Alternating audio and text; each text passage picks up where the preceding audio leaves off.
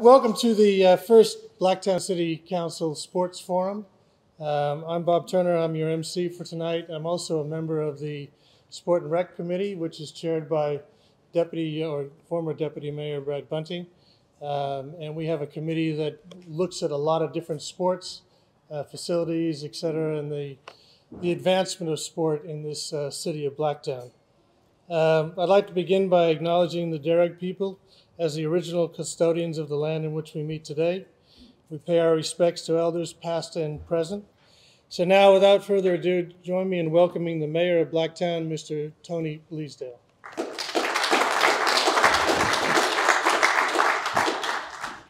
Well, I finally got here, I must tell you. I've been around the world this afternoon, like many of you, but nevertheless, we're here today.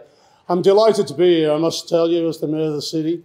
But before I say anything else, let me also acknowledge that the Darug people are as the original custodians of the land on which we meet today. We pay our respects to elders, past and present, and emerging, and acknowledge the Aboriginal people for the custodianship of this land. Ladies and gentlemen, this was and shall always be Darug land. Having said that, good evening to you all, and thank you for joining us for this very first Blacktown City Council Sports Forum. This forum, of course, is for you, the representatives of sporting clubs and associations across Greater Blacktown City and Western Sydney. Hard to say sometimes, isn't that? Sydney. Council shares your passion for club sport. Community engagement in sport is simply put of vital importance to the city of Blacktown City. Community sport has a huge role in community health and, of course, engagement, as you know. We want our residents to be more active and, of course, more often, and we want to support you as you encourage residents of all ages to participate in community sports and recreational activities. Tonight's forum is an opportunity for you to keep up to date in terms of the programs and the facilities that shall be available. I'm proud of the commitment and hard work of council staff, especially over the recent challenging times due to COVID and, of course, the incredible wet weather systems that we've been experiencing. I want to extend a very warm welcome to Andrew Putt. Is Andrew here? There's Andrew. Thank you, Andrew. A very warm welcome to Andrew Putt, Director Sector Performance from the New South Wales Office of Sport. Andrew comes equipped with the resources, with the money, and of course the New South Wales Government can provide to help you in developing your sporting clubs with best practice. And I'm sure you will all join me in giving a warm welcome to our keynote speaker tonight and guest panel member for this evening, NRL legend, Mr. Peter Sterling. Peter, come on. We think, of course, as you know, Blacktown is a tremendous place. It's a great place to live. It's a great place for families. And we have a population of something like 400,000 plus in Blacktown, representing around 180 different countries. And of course, we speak just as many languages and dialects. It's quite incredible what's happening in Blacktown City today. We are the largest city in New South Wales by population, other than the Sydney Basin, and the most diverse in Australia. We have the second biggest area of parks, playing fields, bushland reserves of any council in Sydney. So I'm proud as a Mayor of the city to be part of a city that embraces, supports and celebrates people of all cultures, backgrounds and abilities. We don't care where you come from. As long as you're a peace-loving person in Blacktown City, you're most welcome. Blacktown City is again the largest urban Aboriginal and Torres Strait Islander population in Australia, and we value and promote their culture and their heritage.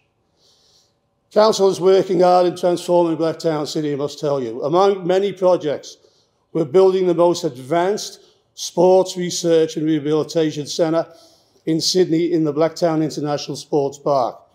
You will hear more about this evening. Over the past few years, of course, our community has been faced with many hurdles, as you know. Local sports and recreational activities saw a standstill during COVID. Restrictions followed by bad weather impacting all kinds of sports.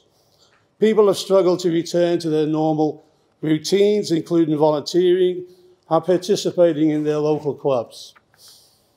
So that's why get-togethers like this are so important. Not only is this a chance for you to be updated, learn and benefit from the knowledge and experience of our panel this evening, it's also a great chance for you to network and chat with your ideas through our networking sessions and information tables tonight. Excuse me. We hope that you'll see opportunities for ways you can make a difference in the future and help encourage residents of all ages to be more active and more often, like myself. I'm delighted to see so many of you taking this opportunity to take part in this forum here today. Thank you again for joining us this evening. It's your city. Stay involved, stay connected, and enjoy the rest of the evening. And may God bless you all. Thank you.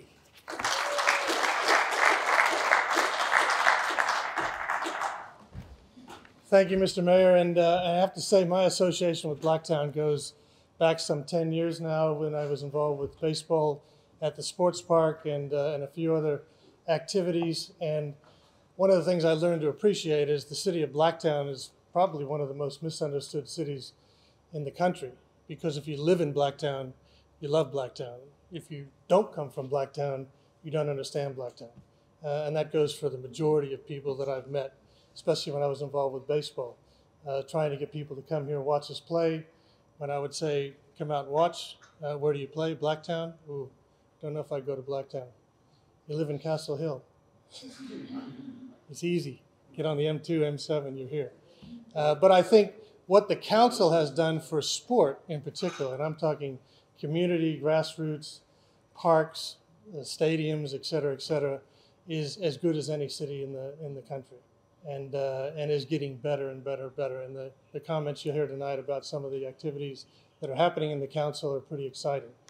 We have a great panel here for you tonight to listen and learn about what Blacktown is doing. We have Councillor Brad Bunting representing the Blacktown City Sports and Recreation Advisory Committee. Also a councillor.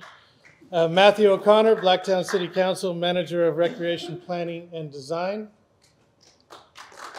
I'll give a clap here. I told them I wouldn't give them too much positives. Bryce Alley, Blacktown City Council Manager of Blacktown International Sports Park. Special guest, as the mayor said, Andrew Putt, Director of Sector Performance Branch in the New South Wales Office of Sport. And Donna Wallace, Blacktown City Council Manager of Open Space Maintenance. And of course, our special guest and keynote speaker tonight is Mr. Peter Sterling, and everybody knows his background, reputation, and we look forward to hearing his words tonight. So thank you all, sir, for joining us this evening. We look forward to hearing from all you speakers. I'll now hand the floor to Councillor Brad Bunting. Councillor Bunting is an extremely passionate sports person and chair of the Blacktown City Sports and Recreation Advisory Committee. Over to you, Brad. Thank you very much, Bob, and thank you everybody for coming out tonight, which I believe is a very, very important forum for us here in Blacktown. Chairing the Sports and Rec Committee has got to be one of the best things I do on council. Sorry, Mr. Mayor, it's not listening to you at council meetings.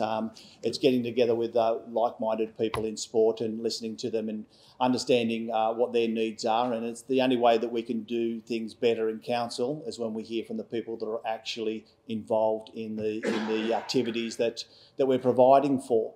And to get together with these guys, and one of the most important things they said when we first met in this term of council was that it's difficult for clubs, associations out there at the moment on the other side of COVID.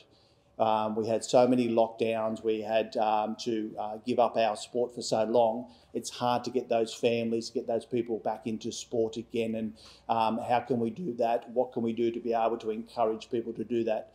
So the idea of this come along for this evening to be able to get together, to be able to hear from the panel in regards to what's happening in Blacktown, what we're doing here, but also for you to be able to network amongst each other as well, to find out what other sports are doing, to be able to attract the people back, to be able to learn from different experts about what you can do to be able to get people back and active again, which is really, really important.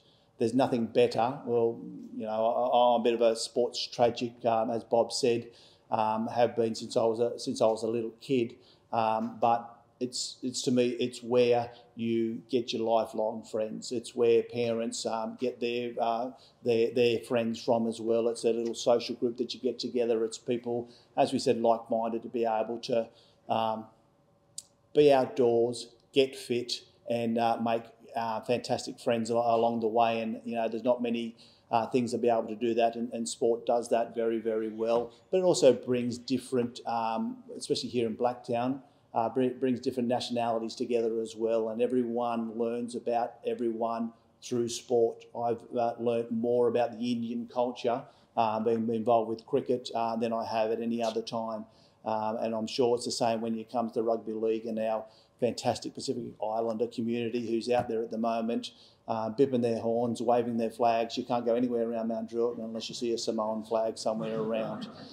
And I know we're busy at the moment. We're listening to the community. They're saying we want to celebrate, we want somewhere to go. So we're organising that for them this Saturday night to be able to celebrate their culture and what they've done. And sport has done that for this particular community and come together. So that's why it's really important to be involved with sport, to help out sporting clubs wherever possible, to be able to get back on your feet, or whether it's just to help you along a bit further or understand what we're trying to do in Blacktown for sport.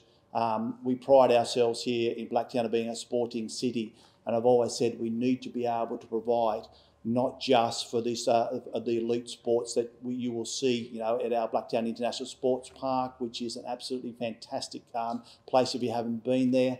But we need to be able to provide for the grassroots, the little kids, somewhere for them to go out and play and start their sporting journey. For the mum and dads that have given up but who still want to be able to go out there on a Saturday and swing the bat or try to bowl an over or two, which I tried to do with my son last year, which didn't turn out too well. But I think I scored more runs than him last year. That's another subject.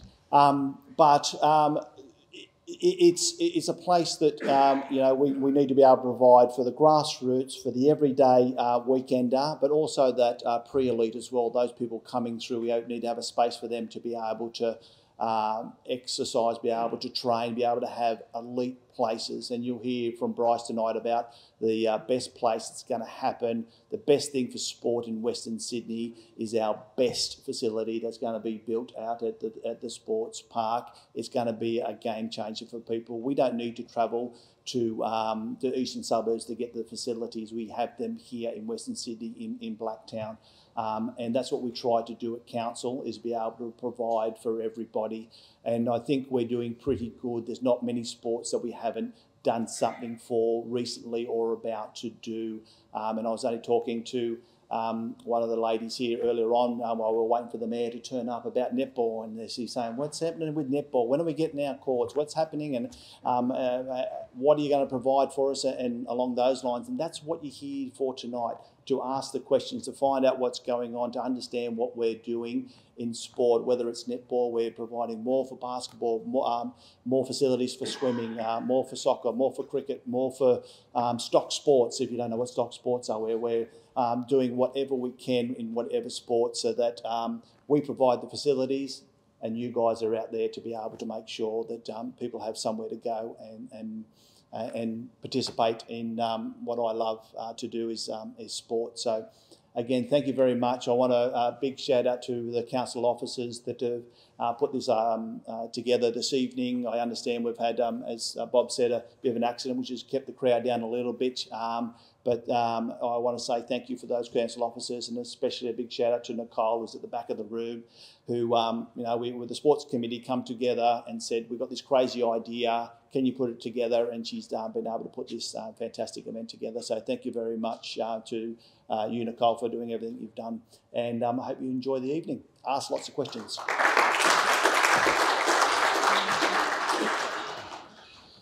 Well, thank you, Councillor Bunting. And I also want to thank my peers on the Sport and Recreation Committee that Brad chairs. It's a wide and varied group of people. And what's good about it is everybody gets to have a say. Everybody has opinions. It's all about sport. And it doesn't matter what ball you play with or whether you play with a ball or not a ball. It's all about sport in Blacktown, which is great. Matthew O'Connor, Blacktown City Council's Manager of Recreation Planning and Design, will now update us on some of the great facilities and perhaps some upcoming facilities in our city that help keep us more active more often. Matthew?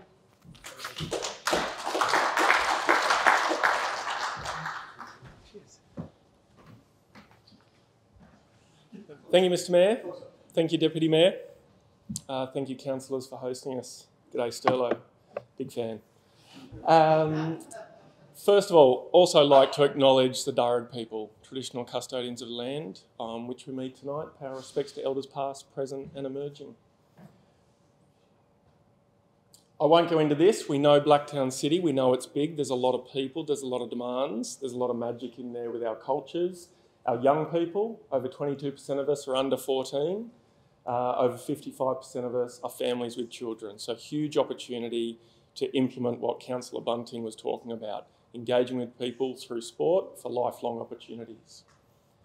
To guide what we do in the city around recreation planning, we have what we call our Recreation and Open Space Strategy, our ROS. So that guides for all of our sports, all 26 sports and more, how we provide, when we provide. There's a couple of maps up the back that we can have a chat across later on. This is really an intro tonight, real exec summary, to really introduce ourselves and invite that conversation. So grab a business card after and let's chase something for the kids. Within that ROS, there's an annual study we do with Western Sydney Uni. We've been doing that for now 11 years.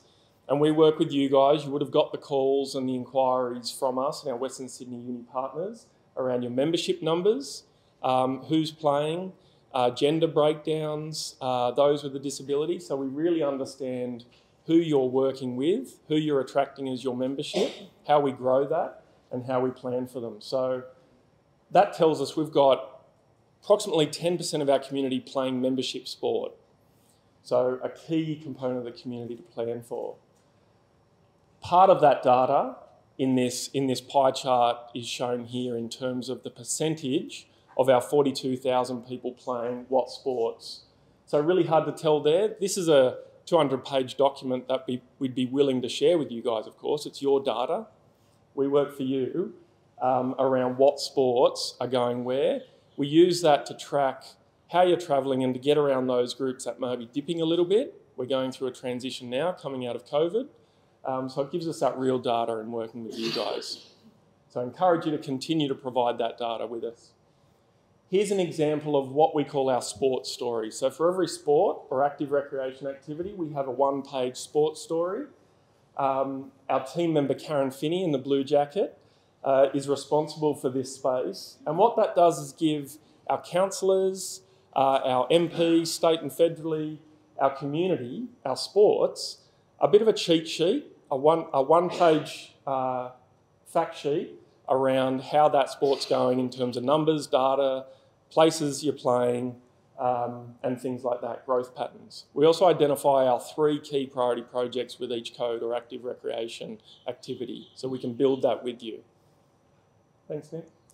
Here again is the spreadsheet that goes with that page. Just to break down here, we've picked football, one of our primary activities in the city, to show the clubs, the venues they play at, and the players per venue.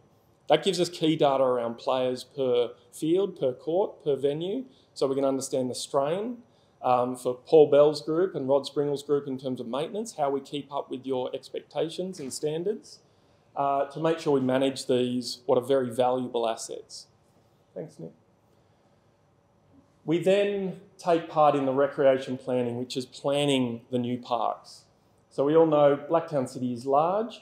Basically across the middle of Blacktown, the belt, south of that belt is the established part of Blacktown City, where the majority of us as 400,000 people live. And then above that belt is the Northwest Growth Centre, where we're getting that new population coming in, that new growth. So we're very mindful, we don't want a tale of two cities, the established and the developed, the old and new. Really balanced provision of sport and rec opportunities. We're strong of the view that everyone in every catchment within our city should be able to access every recreation activity that they wish to participate in. So planning that northern area and of course continuing to support those established venues. Here's a bit of a zoom in on some of the facilities coming up in the northwest. I won't dive into the detail, again that's for a chat that we could have later on. There's still 3 precincts in that northwest area that haven't been zoned by the state government, and we're a key partner at that table. So we're working with them to bring them to fruition as well, which will result in more venues. We've got 157 new sports facilities to provide in the city for the growing population as we approach 644,000 community members. So a lot to do, and we're keen to be active with every sport and rec group. Thanks, Nick.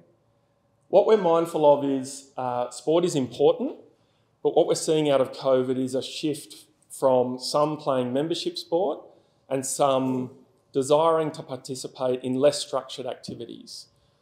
We think that's a real opportunity for our sporting clubs and associations to look at how we embrace this pattern of behaviour. We know from some of these federal documents, the Institute of Health and Welfare document, for example, that 70% of children, 66% of adults are not meeting the physical activity guideline. We also know from our partners in health that Blacktown City is an obesity hotspot and a diabetes hotspot.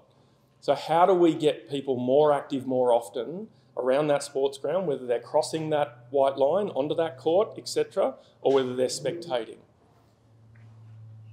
Sport Australia Ausplay survey tells us that the main participation activities are not footy, netball, etc. It's walking, jogging, swimming, cycling, bushwalking, yoga. Now that doesn't make sport redundant. That makes sport very important, but it's an opportunity as well as how we embrace those that are not signing up to the sport. How do we embrace those within our parkland to get them walking, talking, engaging with our sport, our code? I really think that's an opportunity where we can work together to improve the parkland, to get people visiting it, walking through, engaging with your sport haphazardly, and maybe membering up and becoming a member of your club. Key question I want to leave with us tonight is, what can sport and local gov, we both have a role to play, do to increase the offering of healthy, active options, not only for our sports participants, but also their families and the community? Keen on your thoughts there, because if we do that, the whole community is getting healthier and more active. Thanks, Nick. So some of the concepts there, can't read them in white, poor presentation, is walking paths throughout the park. We're starting to see those requests come from the sports clubs. Traditionally it was the playing surface only. We're seeing you guys understand it's the whole package deal, the whole park, right to the curb. How can we work with you to get better paths, networks, inclusive access, things like that for your members and the local residents? If you make local resis happy, they'll be happy with you. So how do we work together? Can we do other things like, sorry Nick, just back one, volunteer value packs? We're mindful. We've got Centre of Volunteering here tonight. We all know the struggles of getting people to volunteer. You guys are probably volunteering here and in a number of other things. Volunteers keep volunteering. How do we support you guys and your fellow volunteers? Can we help you in council providing access, prizes, things like that to our aquatic and leisure centres for things like that, to reward our volunteers, keep them coming back, grow that desire to volunteer in their local club. Things like healthy canteens. I'd be interested in the audience, not a question for tonight, but leave it with you. What's our appetite around sugary drinks and things like that? If we're talking about more active, more often, healthier community, what can we do at that coalface of the canteen to help our families and communities make healthy choices? We're here to help you with that stuff. We're not here to go, what are you going to do about it? So really come back to us with what we can do in partnership to get our community more active, more healthy, more often. And I think all our speakers will just, after you finish, we'll just get you to sit down here because we'll have a panel discussion following this. But thanks, Matt. The growing population of Blacktown, you know, it's a heck of a job to cater and finance as the mayor, and I'd like to also welcome Deputy Mayor Julie Griffiths and Kathy Collins and Alan Green, two other councillors. Sorry I didn't introduce you at the beginning. but welcome, and thanks for all your input, especially in the ward of Blacktown City FC. Thank you. It's all right. But the plans for the future are obviously fantastic, and Matthew's team, Karen's going to be out the back right next to the Blacktown City FC stand back there if you want to learn a little bit about us as well. More than happy for you to do that. I'd like to now introduce Bryce Alley. Bryce oversees partnerships and operations at the sports park for council. He's going to update us on the Blacktown Exercise Sports and Technology Hub, the BEST program, which is currently under construction at the sports park and associated infrastructure projects. Bryce? Thank you very much, Bob. Thank you, Mr. Mayor and councillors. It's a really wonderful opportunity for the sports park to be able to present to the local clubs, sports associations in the Blacktown LGA.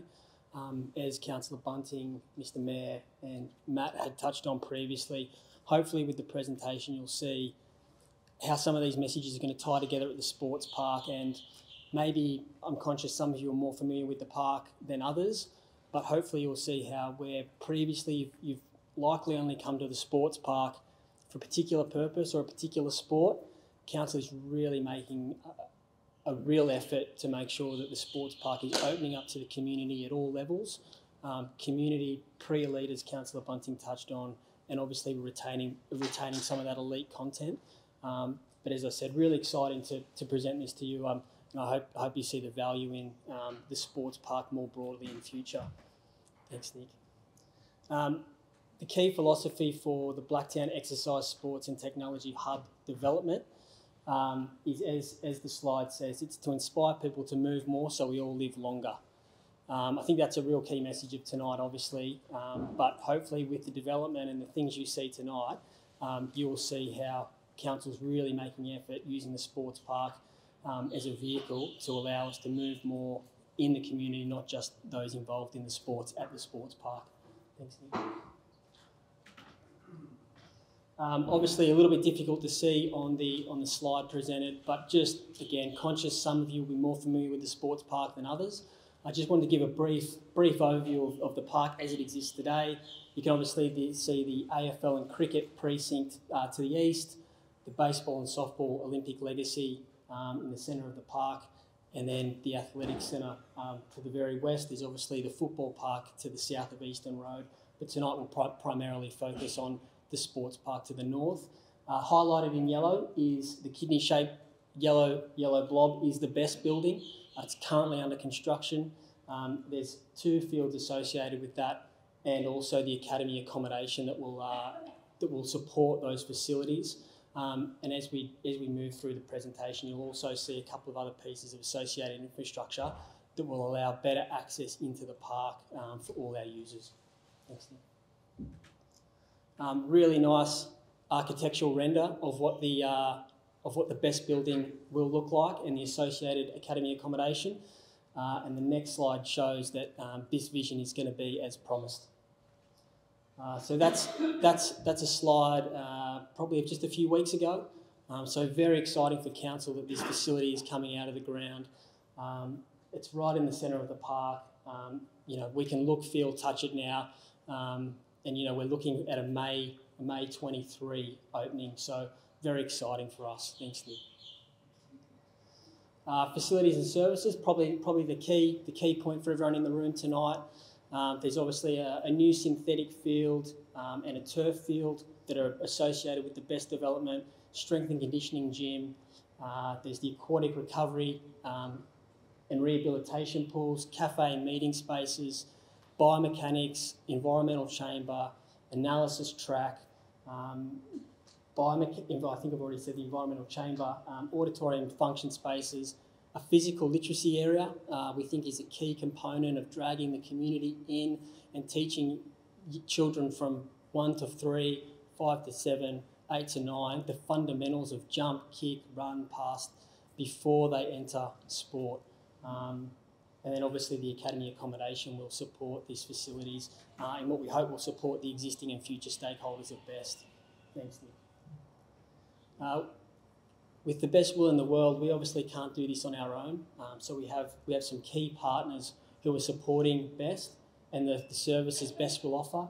We have obviously Blacktown City Council, Went West. So Went West, they will run a patient-centred medical home out of the Best facility. This will be a bulk billed Medicare-funded GP clinic that will focus primarily on some of the areas Matt touched on in his presentation around gaps in existing services in Western Sydney and Blacktown in particular. So that is a complete community asset for health with a focus on areas that we need in Western Sydney. Australian Catholic University are a wonderful partner for Blacktown Council in general, but they will be a wonderful partner for this facility specifically. They will teach their exercise and sports science component out of the Best building from 2023, and they will also run the biomechanics, environmental chamber, exercise physiology, and biomechanics labs on behalf of the facility for the facility. And we are working with them now to collaborate on how we can provide access to those services to sports, the community, and obviously our elite tenants that exist there today, which is a really exciting development for the sports park. Sydney West Sports Medicine, some of you may be familiar with them. They're currently located up at West HQ. They will now come in and be a tenant of the building, providing your classic physiotherapy, chiropractic, nutrition, orthopaedic services for the site and for the community. They will not just be for the sports on site. They'll both be community accessible clinics. Australian Football League, existing tenant on the sports park for us. They will be part of the Best facility in a tenancy sense. And Delaware North will run the academy accommodation and catering and cafe on behalf of Council for BISP and Best more broadly. Thanks Nick. The lodge, at a very high level, it is 37 rooms, circa 100 beds, based completely on the Commonwealth Games style accommodation that you would normally see. We're really hopeful this will be useful for our tenants on site, our future stakeholders of BISP, and obviously the users that come into the sports park and Blacktown to offer a point of difference in their accommodation. It will be completely publicly accessible. Again, it's not tucked away for existing users, existing sports, existing stakeholders. It is for the community. This is just a really nice snapshot of the physical literacy area. I'm at pains to say it is a physical literacy area. We've done a lot of work with Sport Australia in developing the physical literacy space. It is colloquially referred to as a playground, but this is really targeted at getting kids from 1 year of age learning the fundamental skills of sport: jumping, catching, running, passing, all those normal things. They're the activities you'll find in this physical literacy area. And as I said, we've done a huge amount of work with Sport Australia to develop the facilities within this area. It is completely accessible, so all abilities can use this facility. Again, completely accessible to the community and local sports. It is situated right outside the cafe of Best, and we really hope it's a draw card to bring the community into the sports park and see what it's all about. Another really nice piece of infrastructure that's accompanying the Best development is the increased and improved accessibility of the sports park. So just down here to the east, Charlie Barley Reserve will have a shared pathway that will link directly into the sports park, but off Eastern Road, and you'll follow a 1.3 kilometre shared pathway pedestrian cycle that will take you right up to the west side of the sports park behind athletics, where you'll be sent under the M7 and up to Rudy Hill Station. So we're really trying to increase the permeability of the sports park and allow multiple avenues of access. As a lot of you will currently know, the key way to get to the sports park at the moment is by car. We're really keen to change that, and we're really keen to be able to allow the community to use the sports park, enjoy the amenity of the sports park without necessarily having to play the sports that are on the park, as Matt referred to in his presentation. So again, it's just a way to open the sports park to our Blacktown community and allow them to come down and enjoy the amenity with us. Thanks, Nick. The final piece of infrastructure I'd just like to touch on before I wrap up is the Disability Sports Centre of Excellence. We're really fortunate to have partnered with Disability Sport Australia recently and been awarded funding to build a Disability Sports Centre of Excellence. Construction on the Disability Sports Centre of Excellence will start in Q3 23. And it is a partnership with Disability Sport Australia and 7 partner sports for an indoor centre that will cater specifically to disability sport and provide access that they struggle with more generally, but also a wonderful asset for council and the community to be able to access when disability sport are not in the facility, using those facilities. Very, very early days. We're still working with disability sport currently on concepts, but very excited to get that project underway in 2023 as well. As Matthew said, please feel, it's very high level, I appreciate, but please feel free to pick my brain at any stage after the presentation, to be more than happy to have a chat. Thank you very much. Thank you, Bryce, not only for that update, but also just an opportunity. Many people wouldn't know the background of this facility. I remember a number of years ago when I was involved with baseball out at the sports park, this facility was discussed and talked about. And I thought, well, that's a bold step. And to actually see it coming out of the ground and being built, and it's totally directed or totally driven by the council. This is not, funding from federal government, state government. This is coming from Blacktown Council. And that is a bold step, and it's going to attract a lot of high-end athletes as well as community sport athletes to use the facility. So full credit to Blacktown Council, and again, Bryce, thank you for that update. Our next speaker is a special guest from the New South Wales Office of Sport, Mr. Andrew Putt. Andrew is the director of the Sector Performance Branch in the New South Wales Office of Sport.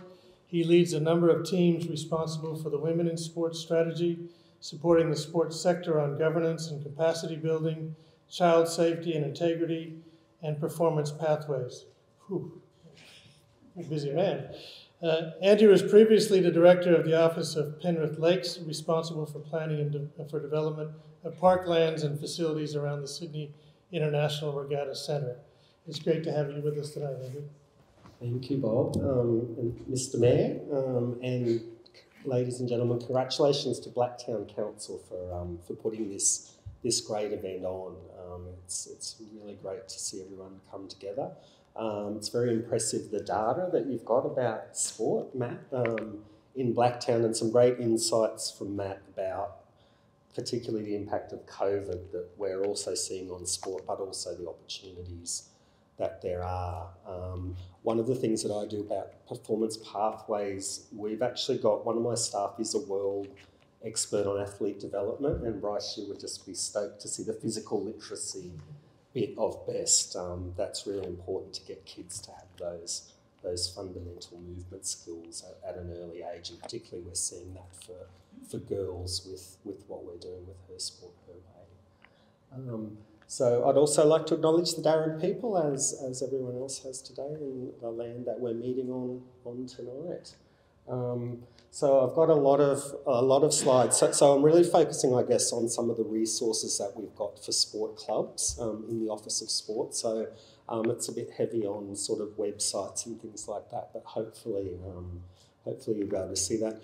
Might just start with one of our major programs, I think, to encourage participation of children is the Active Kids Voucher program. So as you've heard from the Mayor and Matt and everyone, we've had 2 years of COVID, just about to come and have a season of sport, and then it started flooding everywhere. So sport's been impacted so badly. The Active Kids Voucher program is one of our big programs that sports are very keen on and very supportive of. And I guess we've just got a few stats about the voucher creation in Blacktown. So you can see, so we have 2 vouchers, $200 vouchers available for parents every year. So we can see voucher 1, there's about a 54% uptake in Blacktown. This is vouchers created. And voucher 2, and it's early, well, it's not early days, but you can see there's about a 23% uptake. So this is just showing some of the postcodes around Blacktown where where we're getting the creation of the vouchers. So I guess you can see there's a great opportunity, particularly for sporting clubs. Nicole, can you go to the next slide? I might do that first. So if you can just go for one more, sorry.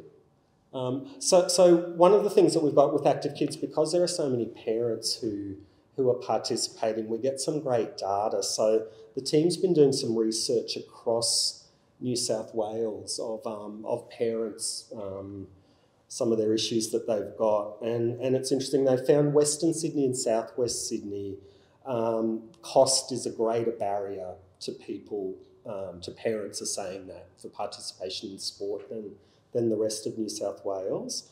Another barrier, and a bit like what Matt's shown with some of the stats that we're getting from the Sport Commission, kids aren't as interested in sport in Western and Southwestern Sydney compared to the rest of New South Wales. So this is feedback from parents. So 18% compared to 13%. In Western and Southwestern Sydney, a lot of families have multiple children. Transport is a huge issue for people. And of course, and as the Mayor was saying, you know, there's a lot of people in Blacktown, in Western and Southwestern Sydney, where English is not the first language. So these are some of the barriers that we're seeing. If you can go back to, sorry, Nicole. One of the things that we're actually launching this week is, if you do one more, sorry. We're actually launching a multicultural campaign, marketing campaign this week for the Active Kids program. So we've got a lot of resources that have been translated into different languages. We've got social media tiles. We're really encouraging sports to get behind that. So there's a lot of resources on our website, but you know, that is a big issue that we're seeing in terms of the Active Kids voucher.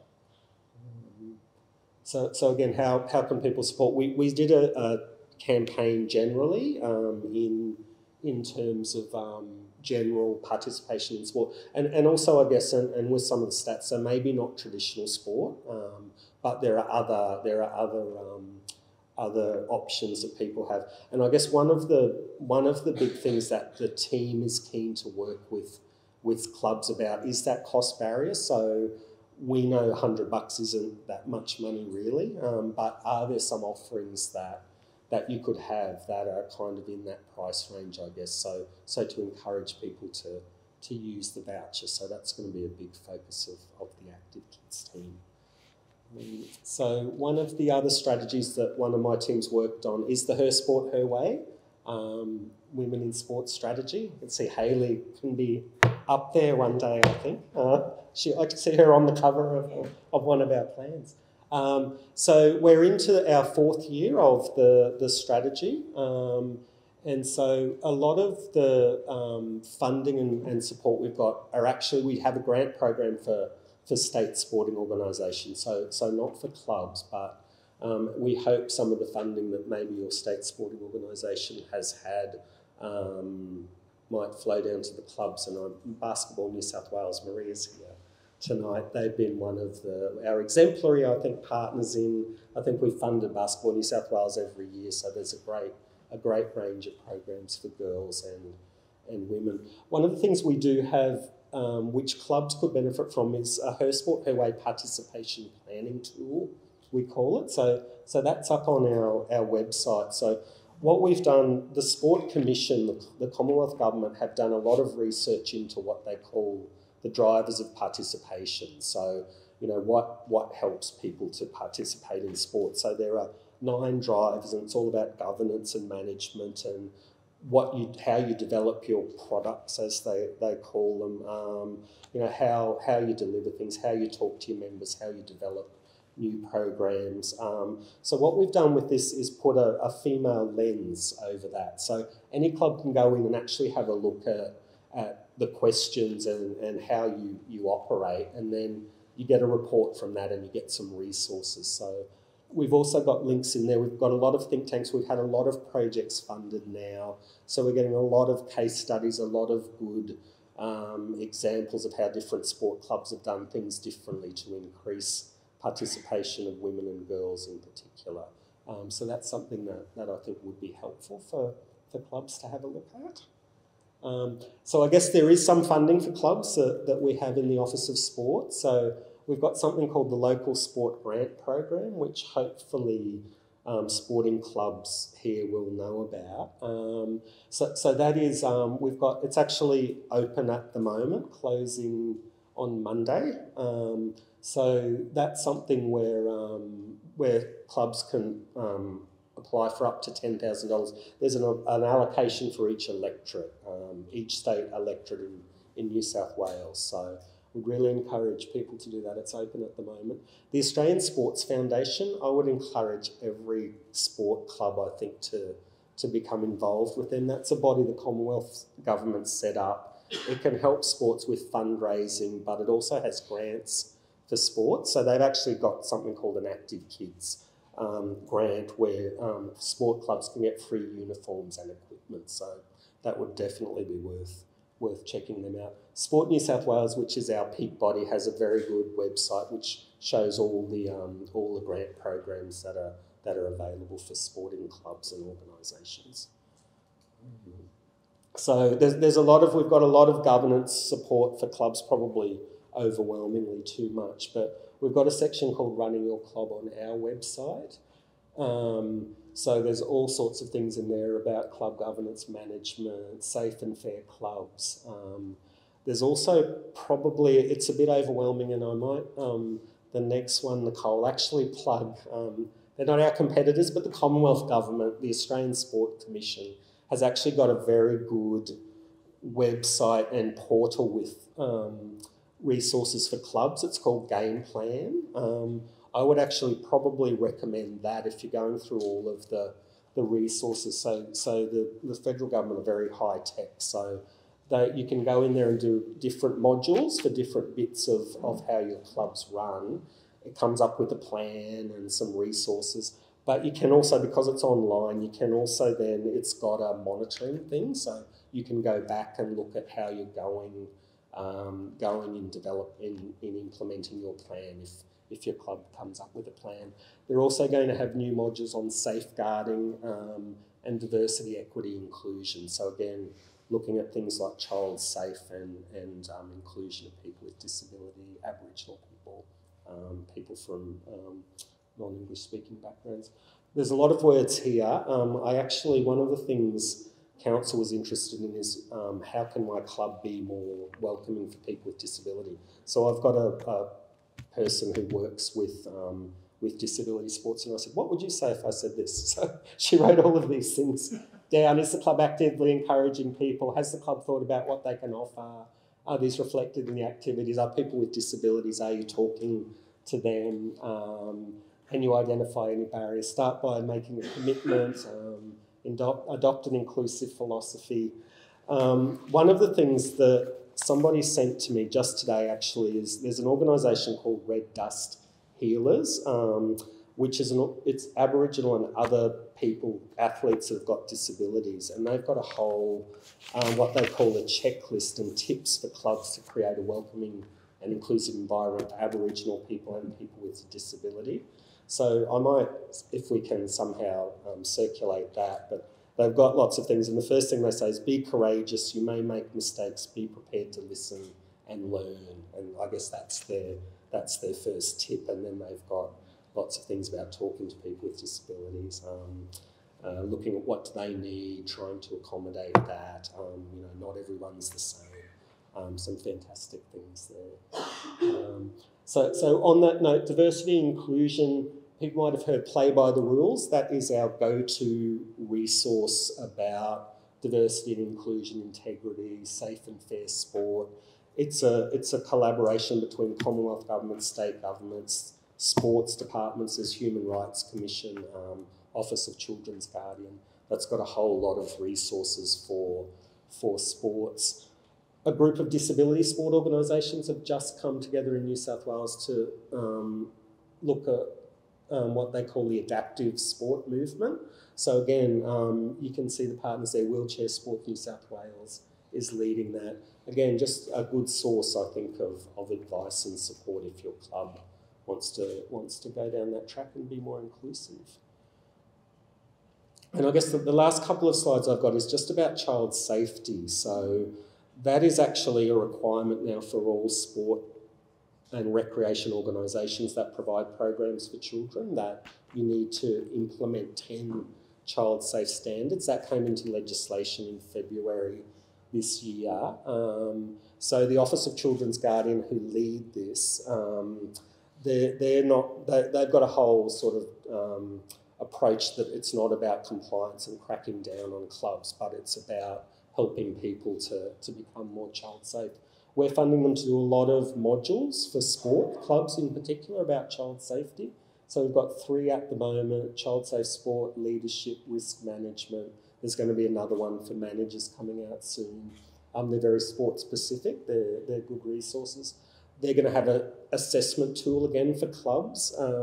That probably, again, to me, will be the go-to resource for people. I think that will come out at the end of the month. Again, that's the way to look at how you're operating and whether you are child safe and what you can do for that. So I've just got some, we've sort of got a one-stop shop for child safe on the Office of Sport website, but also the Office of Children's Guardian. There's a link to the resources they've got. And the last thing that the Office of Children's Guardian also got has some dedicated people to help sport clubs look at child safe issues. So they've got a guy called Matt Sibley, who's the child safe officer for sport. He's very happy for clubs to contact him directly. There's also a person called Mark Laurenti who works with Matt, who can help about child safe. So that's it from me. Good on you, Andrew, and I think that's valuable information for a lot of the community sports based in here, and that's the idea of this forum, is to provide people who can give you information of things you might not have known. I think Blacktown also, Andrew, is an ideal test case for any LGA because of the diversity of sport, the number of people, the number of cultures, et cetera, et cetera. And also her sport, her way is the way I see sport going into the future, having been involved with primarily male sport over my career, but now seeing the Women's World Championships in basketball and what that did for women, the World Cup next year for soccer, for football, will just explode, and I think that'll put everything in women's sport, that much higher up the tree. I'd now like to introduce Ms. Donna Wallace. Donna is the Blacktown City Council Manager of Open Space Maintenance, leading the team working hard to maintain the spaces we all appreciate. Difficult job. Prior to taking on this role, Donna led Council's environment team, achieving major outcomes including increasing our community's resilience to climate change and working towards minimizing our carbon emissions. Donna, thanks for taking the time to give us an update on Council's open space maintenance. Good evening, everyone. I totally get that I'm standing in between you and listening to Sterlo, so I'll be really quick. Lucky for you, I don't have a fancy presentation because I've been busy driving tractors and trialling new mowers for our maintenance field. So just briefly, my name's Donna. I'm the new manager of open space maintenance at Council. I've been in this role officially for about 3 months, but previous to that, I have been in Council for about 10, 15 years managing environment. We, in open space maintenance, have a really large and complex business unit. We have a great team. I've got Rod Springle here, who some of you or all of you will probably know. He's our Senior Coordinator of Sportsfield. Karen Finney, until recently, went over to the dark side with Matt, was our Parks Facilities Officer. And at the moment, we've got Rebecca Watts, who most of you liaise with at the moment. In terms of background, I won't go into detail too much, but we know how big and growing Blacktown City is, which presents a lot of challenges for us in maintaining all of our sports fields, parks and reserves. We do try to deliver a professional, consistent and responsive customer experience, and we do ensure that our built and natural environment reflects our values. Our 20-year planning vision is of a city of sustainable growth, supported by essential infrastructure, efficient transport, a prosperous economy and equitable access to a vibrant and healthy lifestyle. So what is some of what we do in the sports arena? We maintain over 170 sports fields. This is equivalent to 1,360 Olympic-sized pools. That includes rugby league, soccer, cricket, netball, softball, baseball diamonds, tennis courts. I think we've got 2 equestrian centres as well. We manage sports facilities. We manage over 140 formal sporting clubs, which includes relevant associations such as yourselves and state and federal sporting bodies. We manage school sporting associations. There's probably about 225 schools where we manage their sports facilities. We manage playgrounds. I think there's over 400 individual playgrounds.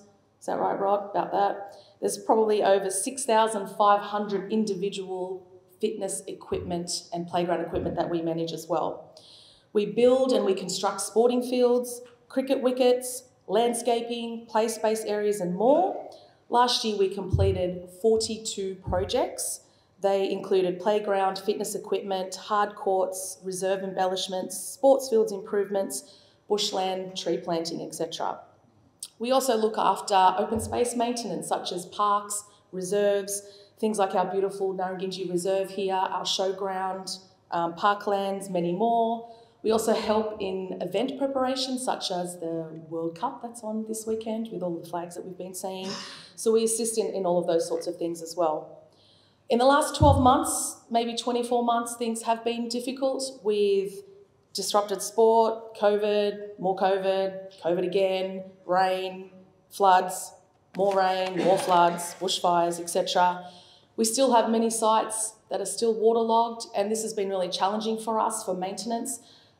We see the sun out and we look out and the fields look okay, and there's an expectation that, you know, we can play on them. But unfortunately, some of the times that's just not the case. We have really heavy machinery that I've recently discovered weigh about 6 tonnes, and they can't get onto the fields for us to maintain. So that's been a real challenge for us. We have works that still haven't been delivered, then they're delayed because we can't get materials. I think Rod was telling me the other day there's over a 12-month wait to get wicket soil. So things like that are sort of delaying construction as well. However, we are trying to be really transparent and open with our communication to let everyone know what our disruptors are. And we're also really open to hearing how we can be better in our communication in that space. We have lots of new and upcoming projects coming, field drainage projects, irrigation installation, turf wickets at Wayland, Grantham Reserve, tennis court resurfacing, more fitness stations and more playgrounds. We're working really hard on improving our communication to all of our sporting bodies, our community and all of our stakeholders. We are committed to improving our customer service. We want to develop better processes around that, a better website, better information on there and being more proactive in that space. Recently, in the last couple of months, we have been really proactive with our councillors and letting everyone know any disruptions we have, any disruptions to maintenance and our schedules, what works we've been completing and what are delayed. We're increasing our communications with our sports clubs and we've put more resources into that area as well. At the moment, we are starting to look at strategically how we can be better with our management of sports facilities, such as sports club maintenance, our booking systems, field usage, and how we can implement best practice in that area. So I'll leave you at that. Rod and myself, and I'm going to say Karen, will be here to answer questions if you have any later. Thank you. Thank you very much, Donna. I know with COVID and all the rain, especially out in Seven Hills at Ashley Brown South and North, I know Julie and I and Matthew and I walked through Ashley Brown South and North when all the rain was hitting, and you know I was kind of up to my knee in water. So to play any kind of sport, no matter what it is, baseball, football, whatever, was absolutely difficult. So full credit to you and your team. Well, now it's my absolute pleasure to hand the mic over to our special guest and keynote speaker for this evening, a man I'm sure you all know, rugby league legend Peter Sterling OAM, a man very familiar with the importance of club sports in Greater Blacktown and Western Sydney. Sterlo went on to become one of the most dynamic players of the 1980s and was regarded by many as rugby league's greatest halfback. When he retired from the game in 1992, Peter had played more than 200 first-grade games, been in 4 premiership-winning teams, played 13 State of Origin games, and 18 tests for Australia. And that's not even touching on his experience in commentating and sharing sport with the Australian community through media, including television and radio. Enough for me. Let's welcome Peter Sterling. Thank you very much. I need to start with an apology first in regards to a reference made earlier. I also don't know what's happening with netball in the area. So when I do sit down there later on, if you could please not direct that question to me, that would be much appreciated. Ladies and gentlemen, I'd like to thank you for the invitation to be here tonight. I must admit I don't do a lot of engagements, but this one resonated and it was one that I thought was important to be a part of, so it's very nice to be here.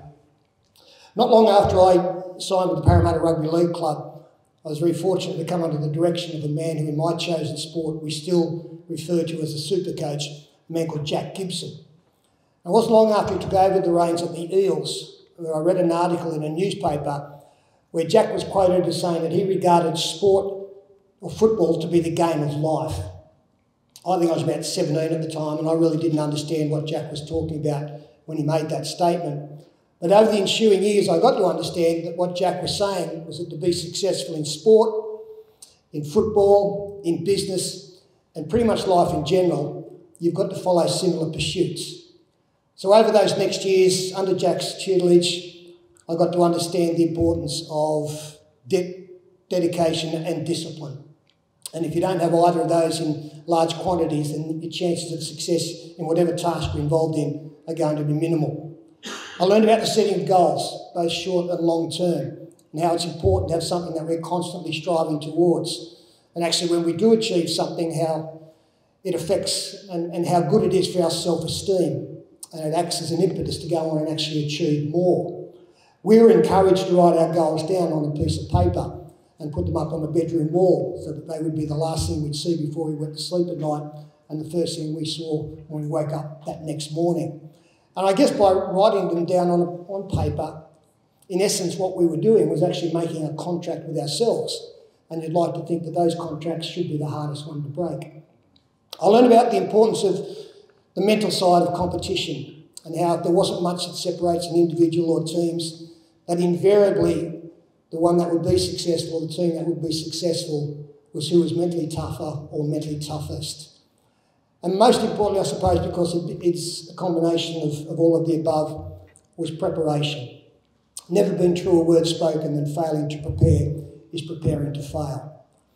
Now that all sounds fairly serious and stringent, and as it should, because it was a preparation to go on and try and be a part of a professional sporting career. But I also think it gives an insight into pursuits that are successful for everybody. Of course, most people's aim or goal is not to go on and play state of origin or to play for their country.